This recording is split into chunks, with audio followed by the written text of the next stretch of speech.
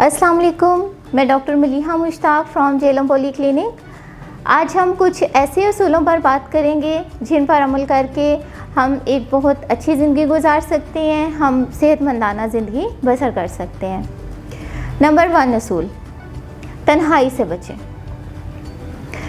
देखने में ये आया है, रिसर्चेस से ये साबित हो चुका है कि आप जितना तन्हा रहेंगे, आप जितना अकेले बैठेंगे, आप ज़्यादा सोचेंगे, आप ज़्यादा परेशान होंगे।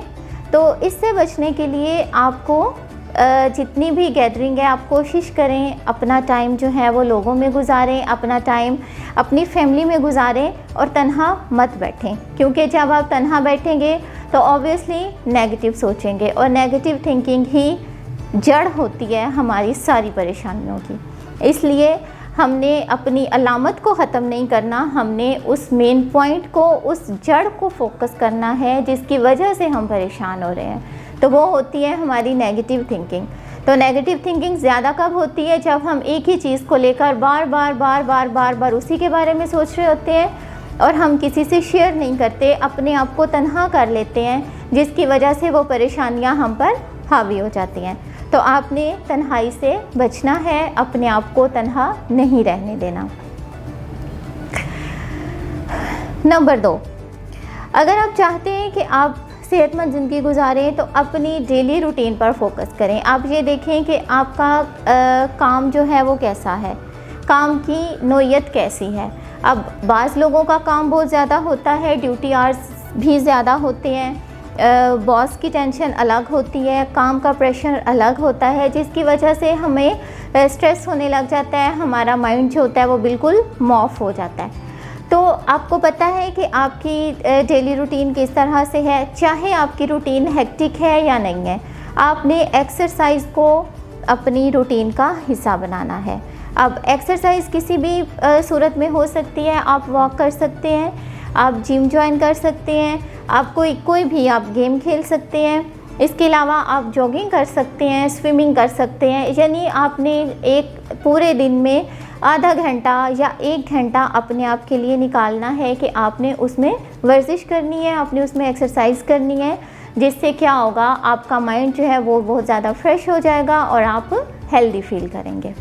तीसरी बात, अपने आप को टाइम दें। अक्सर देखने में ये आया, हमारे पास पेशेंट्स आती हैं मोस्टली ख़वातीन, तो वो ये कह रही होती हैं कि बच्चे हैं, घर की ज़िम्मेदारी है, हस्बैंड की ज़िम्मेदारी है, ये है वो है, तो ऐसे में बहुत ज़्यादा परेशानियां हैं, तो हमारे पास टाइम नहीं होता, अपने लिए तो टाइम बिल्कुल भी नहीं होता।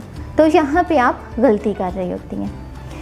अब जैसे दूसरों को आप खुश रख रही हैं, आप दूसरों की चीज़ों का ख्याल रख रही हैं, दूसरों का आप कोशिश कर रही हैं कि आपकी किसी भी हरकत से, आपकी किसी भी बात से दूसरे हर्ट ना हो, घर का माहौल ख़राब ना हो, तो ऑब्वियसली इसी तरह आपको भी हक बनता है खुश रहने का। आप ख़ुद को भी टाइम दें, ख़ुद को आप टाइम दें ताकि आप अपनी परेशानियों को ओवरकम कर सकते।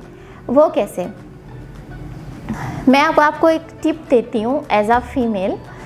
चाहे आप हाउसवाइफ हैं या आप वर्किंग लेडी हैं, आप परेशान हैं, डिप्रेस्ड में हैं, इवन अगर आपको स्टडी के रिलेटेड कोई परेशानी है, एग्ज़ाम सर पे आ गए हैं, तो आप इस टिप पे ज़रूर अमल कीजिएगा।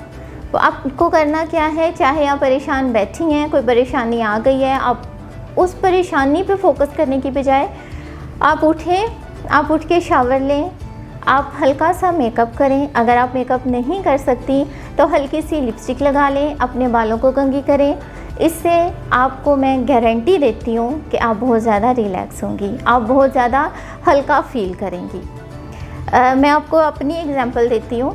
जब मैं स्टडी कर रही थी और जब मेरे फाइनल ईयर्स थे और मैं फाइनल एग्ज़ाम ख़ास तौर पे जब होते थे, और तब आपको पता है कि स्ट्रेस ऑलरेडी एग्ज़ाम्स का बहुत ज़्यादा होता है।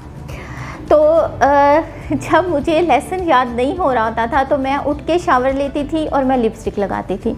जब मैं शावर लेके लिपस्टिक लगाती थी, और आप यकीन करें कि उस टाइम मुझसे बड़ा अच्छे से पढ़ा जाता था और मैं जो भी पढ़ती थी मुझे याद हो जाता था। इसलिए मैंने ये अपनी टिप आपके साथ शेयर की है कि आप इस पर अमल ज़रूर कीजिएगा। इसके अलावा हम बहुत ज़्यादा परेशान कब हो जाते हैं? कभी आपने इस बात पे गौर किया है? मैं आपको बताती हूँ।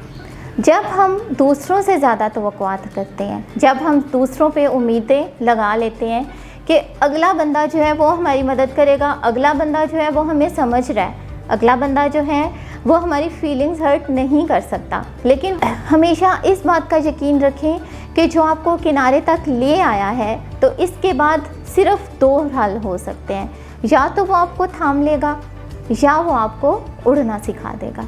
इसलिए हमेशा अल्लाह ताला की ज़ात पर भरोसा रखें, उससे दुआ मांगे, उससे मदद मांगे और कभी भी इंसान पर भरोसा मत करें, कभी भी इंसान पर उम्मीदें मत लगाएं।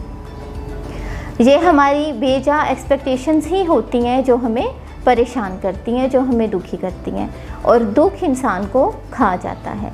इसलिए अपना ख़ास ख्याल रखें, अपनी सोच को बदलें।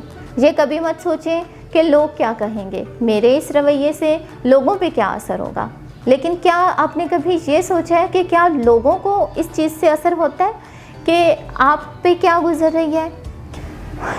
वक्त बहुत इम्पॉर्टेंट चीज़ है, हमें वक्त की पाबंदी करना बहुत ही ज़्यादा ज़रूरी है। आपने देखा है कि अगर हम खुद भी अक्सर ये कह देते हैं हमारे पास टाइम नहीं है, हमने टाइम पे वहाँ जाना है, हमने टाइम ये टाइम वो, तो टाइम हम बहुत ज़्यादा करते हैं, लेकिन हमने कभी भी टाइम की पाबंदी कभी भी नहीं की। हमने कभी ये नहीं देखा कि अगर हमारे पास कोई वक्त जो हमारे पास है, हमने उस वक्त में करना क्या है। हम अक्सर उस वक्त जो हमारे पास अगर हमें परेशानी आ गई है तो उस टाइम हम परेशानी पे ही फोकस कर रहे होते हैं, ना कि कभी हमने अपने उस हल की तरफ सोचा है कि अगर ये परेशानी आ गई है तो इस परेशानी का हल भी तो कोई होगा। हमने ये कभी नहीं सोचा। इसलिए जो आपको वक्त मिला है उस वक्त को यूटिलाइज़ करें, उस वक्त में अपने आप में आप खुशी तलाश करें, क्योंकि खुश हम खुद रह सकते हैं अगर हम खुश रहना चाहते हैं। तो कभी भी वक्त को ज़ाया मत करें, क्योंकि वक्त के पास भी इतना वक्त नहीं है कि वो आपको दोबारा वक्त दे। इसलिए वक्त की पाबंदी करना बहुत ज़रूरी है। ज़िंदगी एक बार मिलती है और ज़िंदगी बहुत बड़ी नेमत है। हमेशा अल्लाह ताला का शुक्र करें। आप जिस भी हाल में हैं, आप जैसे भी हैं, अल्लाह ताला का शुक्र अदा करें। तो यकीन माने उस शुक्र के वसीले से आपको अल्लाह ताला ने बहुत ज़्यादा बरकत देनी है और आप बहुत ज़्यादा खुश होंगे। अपना ढेर सारा ख्याल रखिएगा। अल्लाह हाफिज़।